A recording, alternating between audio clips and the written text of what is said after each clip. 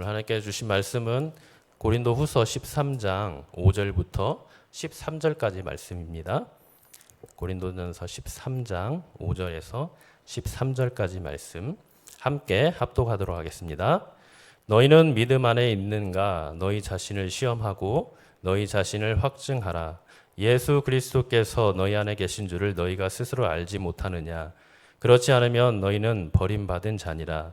우리가 버림받은 자 되지 아니한 것을 너희가 알기를 내가 바라고 우리가 하나님께서 너희로 악을 조금도 행하지 않게 하시기를 구하노니 이는 우리가 옳은 자임을 나타내고자 함이 아니라 오직 우리는 버림받은 자 같을지라도 너희는 선을 행하게 하고자 함이라. 우리는 진리를 거슬러 아무것도 할 수 없고 오직 진리를 위할 뿐이니 우리가 약할 때 너희가 강한 것을 기뻐하고 또 이것을 위하여 구하니 곧 너희가 온전하게 되는 것이라. 그러므로 내가 떠나 있을 때 이렇게 쓰는 것은 대면할 때 주께서 너희를 넘어뜨리려 하지 않고 세우려 하여 내게 주신 그 권한을 따라 엄하지 않게 하려 함이라. 마지막으로 말하노니 형제들아 기뻐하라. 온전하게 되며 위로를 받으며 마음을 같이하며 평안할지어다. 또 사랑과 평강의 하나님이 너희와 함께 계시리라. 거룩하게 입맞춤으로 서로 문안하라. 모든 성도가 너희에게 문안하느니라. 주 예수 그리스도의 은혜와 하나님의 사랑과 성령의 교통하심이 너희 무리와 함께 있을지어다. 아멘. 이제 사도 바울은 고린도후서를 마무리하며 마지막 권면과 인사를 합니다.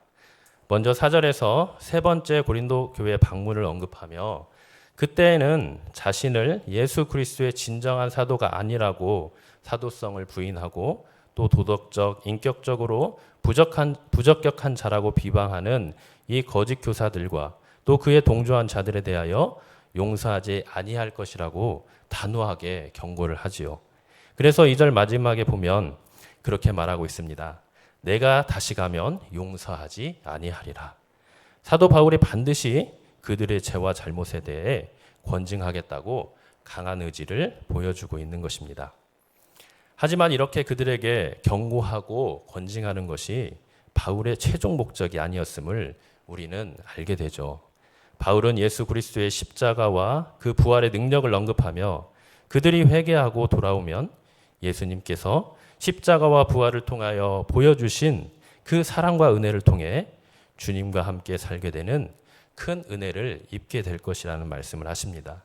이 사실을 보면 바울이 고린도 교회와 성도들에게 진정으로 바라고 또 원했던 것은 그들을 징계하고 치리하는 것이 아니라 바로 예수 그리스도의 참된 복음 안에서 그들을 사랑으로 품고 또 진정으로 하나님께 돌아서게 하려는 것이었습니다.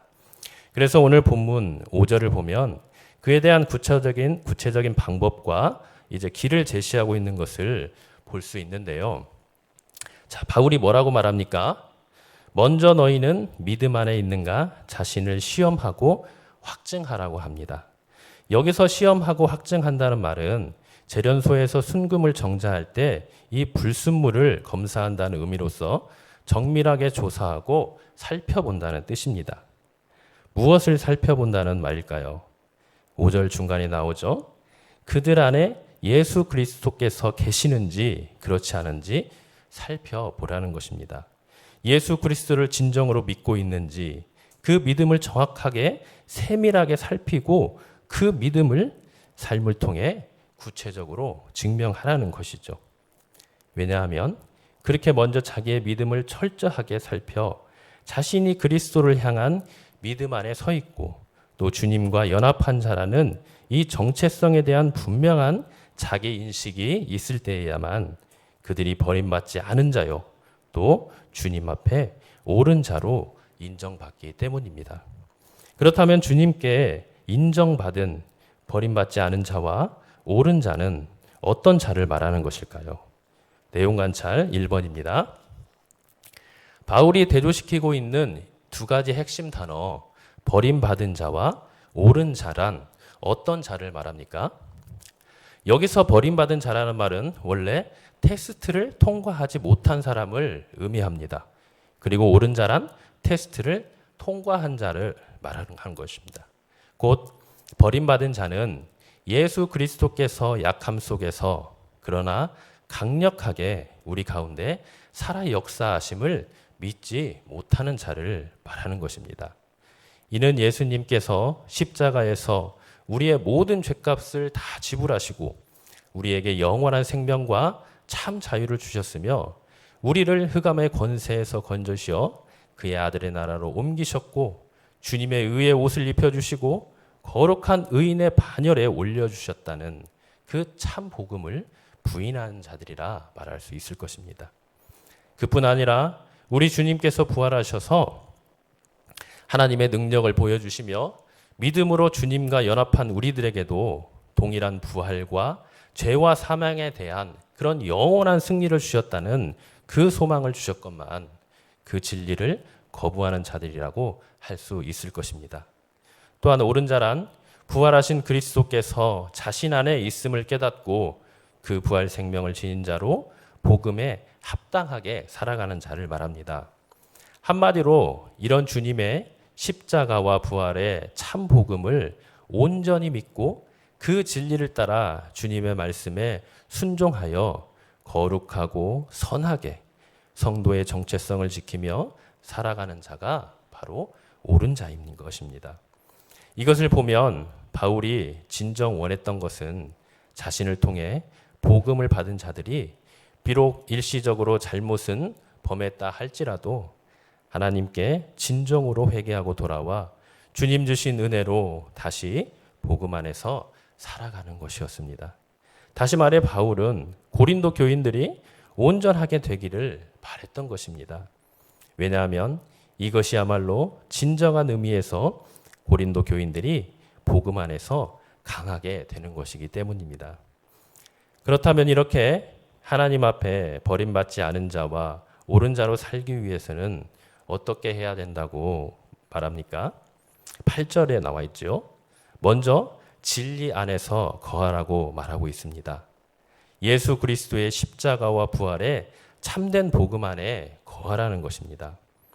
십자가에서 보여주신 그 크신 사랑과 용서가 크고 참으로 씻을 수 없는 우리의 죄 때문이었음을 깊이 인식하고 철저히 주님 앞에 회개하고 돌아오라는 삶을 살아야 된다는 것입니다.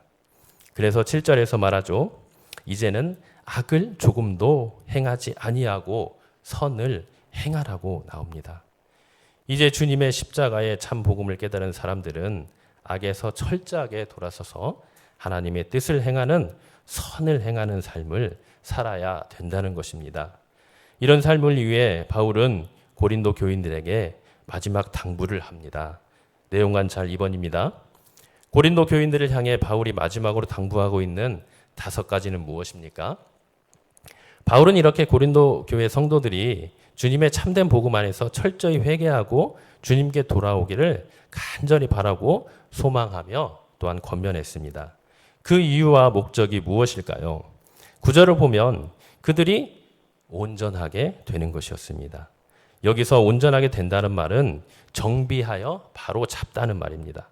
우리 몸에 찢어지고 어긋난 이 관절과 근육들이 다시 정확히 맞물리고 자리를 잡아 조화롭고 효율적으로 기능이 회복되는 것을 말하는 것입니다.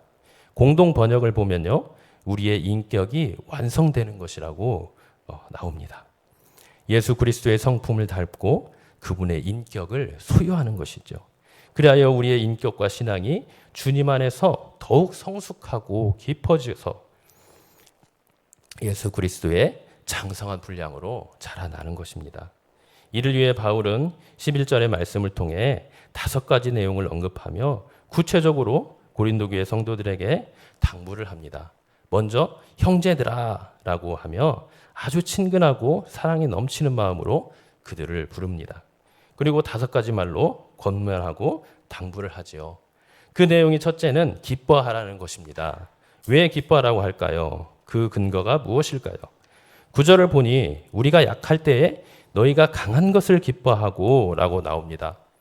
우리가 겉으로 보기에는 죄와 유혹에 의해 넘어지고 쓰러져 약하지만 믿음으로 예수 그리스도와 연합하여 이제는 그분이 우리 안에 계시고 그로 인해 우리는 십자가의 그 은혜를 풍성히 받은 자요 부활의 소망으로 승리한 자이기 때문입니다. 한마디로 우리는 예수 그리스도의 참 복음 안에서 십자가의 참 사랑과 용서 안에서 살아가고 부활 생명을 소유한 그분의 거룩한 백성으로 이미 주님과 동행하며 승리한 삶을 살아가고 있기 때문입니다. 이것이 바로 우리 기쁨의 이유이자 이 원동력이 될 것입니다. 또 주님은 온전하게 되라고 합니다. 이것은 앞에서 말씀드렸듯이 진리와 복음 안에서 주님의 말씀에 온전히 순종하며 악에서 떠나 선을 행하며 살아가라는 말입니다. 그래서 우리의 인격과 신앙이 주님을 더욱 닮아가고 그분의 형상으로 점점 회복되어 그리스도의 장성한 분량까지 자라나는 것이죠. 그 다음으로 위로를 받으며 마음을 같이하며 평안하라고 합니다. 그렇다면 우리가 받는 그 위로는 어떤 것입니까? 어떻게 우리가 위로를 받게 되죠? 네, 결국 8절 말씀처럼 우리가 진리 안에 복음 안에 거할 때 그 하나님의 참된 위로를 받을 수 있습니다. 지금 고린도 교인들이 참된 위로를 받을 수 있는 방법이 무엇일까요? 바울의 편지를 통해 책망과 경고를 받고 어찌 보면 이 마음의 찔림과 죄책감에 시달리는 그 고린도의 교회 성도들이 어떻게 위로를 받을 수 있을까요? 그것은 바로 예수 그리스도께서 이미 십자가에서 이루신 그 대속의 은혜를 깊이 깨닫고 또 그 안에서 온전히 거할 때입니다. 그럴 때 그들은 하나님께서 주시는 하늘의 참된 위로를 받고 또 그 은혜 가운데 마음을 같이 할 수 있으며 하늘의 참된 평안을 누릴 수가 있는 것입니다. 그리고 마지막으로 거룩하게 입맞춤으로 서로 문안하라고 합니다. 여기서 입맞춤은 거룩한 입맞춤입니다. 주님의 복음 안에서 구원받은 거룩한 주의 백성들이 주님의 거룩하고 사랑으로 충만한 이 한 가족이 되었음을 보여주는 사랑과 신뢰와 또 일체감을 나타내는 거룩한 인사인 것이죠. 세상의 인사와는 차원이 다른 인사입니다. 바울은 이렇게 복음 안에서 주님의 은혜와 사랑 가운데 서로 기뻐하고 위로하고 마음을 같이하고 평안함을 누리고 서로 문안하며 서로의 삶을 살피고 주님 안에서 사랑의 한 가족으로 지낼 때 그들이 주님을 닮고 그분의 향기를 바라는 온전한 자들이 된다고 말하고 있습니다. 이를 보면 바울이 고린도 교회와 성도들에게 어떠한 마음을 가지고 그들을 대하고 있는가를 알 수가 있습니다. 연구와 묵상 3번입니다. 7절과 9절에서 바울의 진정한 관심과 기쁨이 무엇임을 알 수 있습니까? 자, 지금까지의 바울의 말과 이 고린도 교회 성도들을 대하는 태도를 보면 우리는 바울의 진정한 관심과 기쁨이 단지 자신의 사도권을 변호하고 하나님 앞에 무죄한 자임을 증명하는 데 있는 것이 아님을 알 수 있습니다. 그럼 그 진정한 관심과 기쁨은 무엇입니까? 먼저 7절에서 바울은 고린도 교회 성도들이 악을 조금도 행하지 않을 것과 선을 행하기를 간절히 바라고 또 기도하고 있는 것을 볼 수 있습니다. 그리고 그러한 최종 목적과 이유가 이제 9절을 보면 나오는데요. 무엇입니까?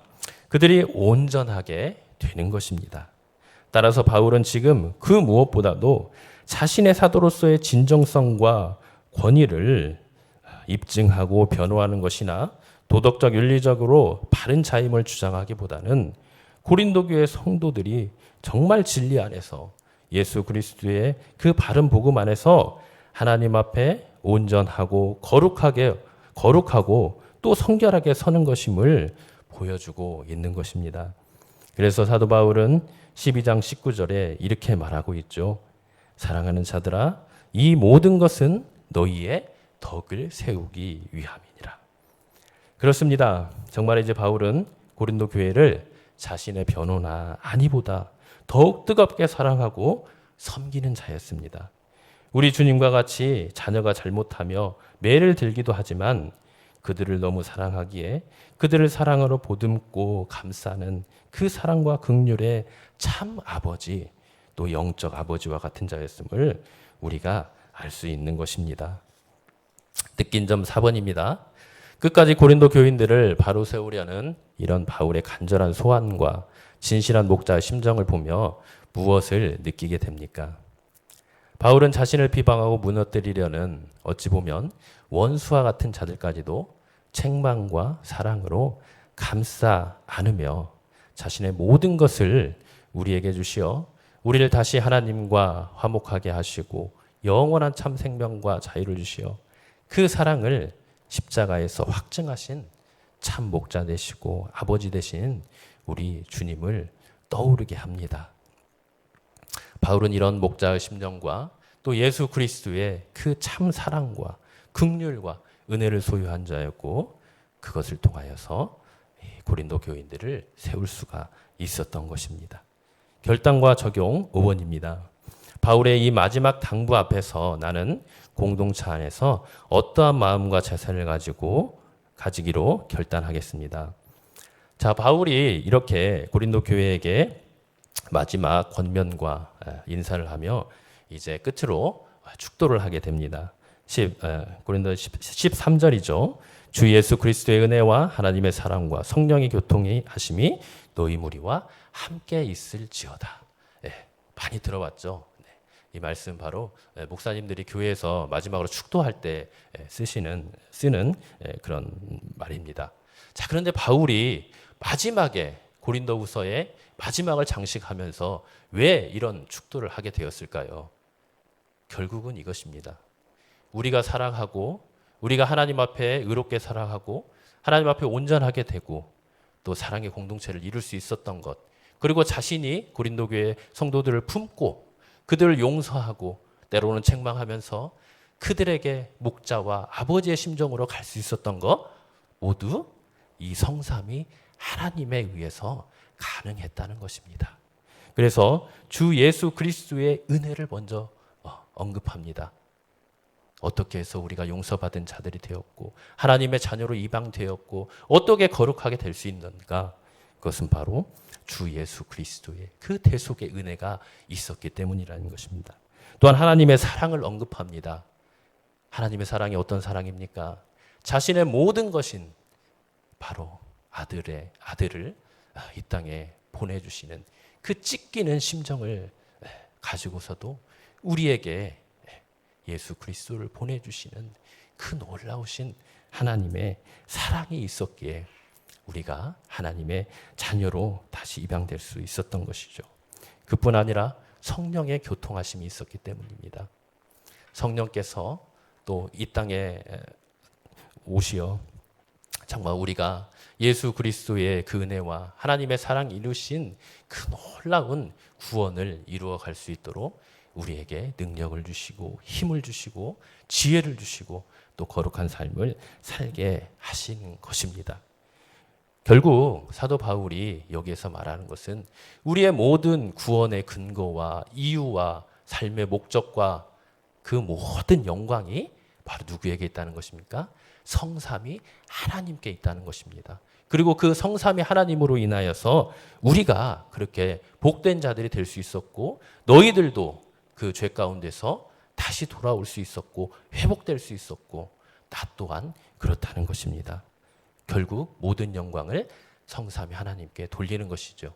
우리 모든 성도의 삶도 이래야 될 줄 믿습니다. 우리가 함께 예배당에서 교회에서 또 함께 살아가는 우리 성도들이 있습니다. 그리고 그들을 위해서 우리는 기도를 합니다. 축복을 합니다. 여러분들은 어떤 기도를 하시나요? 제 개인적인 바람은 이 기도가 가장 먼저 나오면 좋을 것 같다는 생각을 합니다. 나의 나됨, 또 나의 구원받음, 나의 이 땅에서의 모든 누리는 복된 삶들이 결국은 이 성삼이 하나님으로부터 왔기 때문입니다. 우리 성도들을 위하여 기도할 때도 여러분들께서 반드시 이 성삼위 하나님께서 함께 해주시고 또 그 성삼위 하나님의 은혜로 우리가 이 거룩하고 복된 삶 서로 사랑하며 나누고 섬기는 삶을 살아갈 수 있도록 함께 기도해 주시기 바랍니다. 오늘의 기도입니다. 상처 입은 공동체를 향해 치유와 축복의 손을 들며 끌어안는 목자의 심정을 주소서. 아멘. 말씀을 생각하시며 함께 기도하시길 바랍니다. 특별히 우리 연약한 또 지체들을 기도해 주시고요. 또 목사님 총회 지금 참석하고 있는데 성 또 총회가 될 수 있도록 함께 기도해 주시고 또 우리 모든 성도들이 참으로 이런 주님의 복음과 진리와 그 사랑 안에서 아름답고 복된 공동체가 될 수 있도록 함께 주여 세 번 외치고 기도하겠습니다.